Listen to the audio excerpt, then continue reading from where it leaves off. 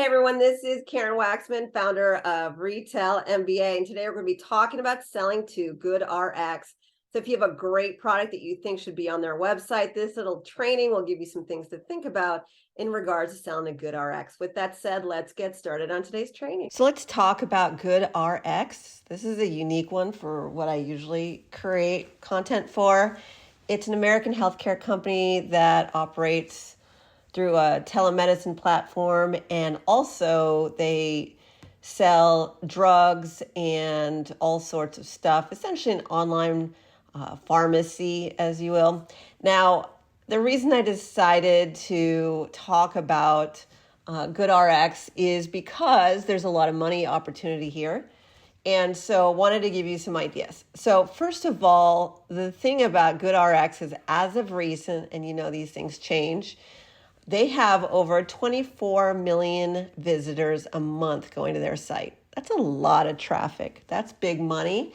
And their audience is trained to purchase things. So they are probably doing great fiscally because they have the volume, and also everything on their site is buy my stuff. So that's really exciting.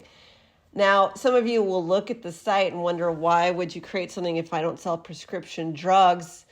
They do things that are very online based, meaning they'll focus on ailments, right? Allergies or certain issues. So they have a lot of products that would be good for that particular audience who has that particular problem. One thing to consider is go to their site and see if they are selling something similar to yours, and you should definitely consider this as an opportunity. Now, here's the cool part about it. GoodRx basically has partnerships with CVS. And so the reason I say that is when people purchase something from CVS, you can also go to GoodRx and get some stuff. And that means that they're established and they're here to stay.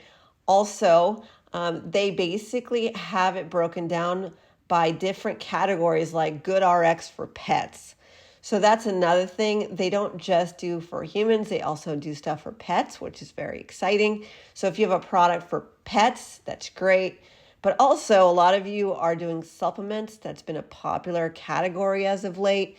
It would be an opportunity for you to consider working with them as well. The reason I create these trainings is just to get you to think about different opportunities that you might be overlooking.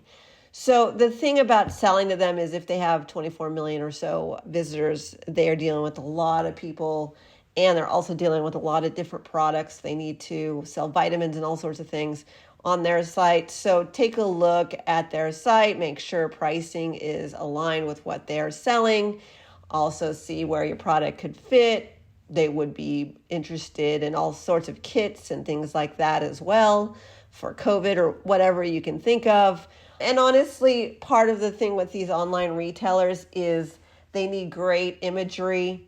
They need proof of sales sometimes, depending on the product. Sometimes they don't care. It depends on the category. So for instance, if you're selling a vitamin C, the whole world sells vitamin C. So maybe you're going to have to differentiate yourself somehow and go after them with a product that's a little bit more unique and stuff like that. I can go on and on about how to sell these retailers, but the bottom line is online retailers are looking for great photography, great wordsmithing of what their product is and does, and also are looking for interesting innovation for different issues people are having, rashes or whatever it is. So hopefully that helped. If you want to learn how to approach, pitch, and sell to online retailers as well as physical store retailers, please take a look at what we do at retailmba.com. We are a retail consultancy and a rep agency. We help people get their products into major retailers online and in physical stores. Karen Waksman, Retail MBA. So excited to support you with this new topic. Thanks so much.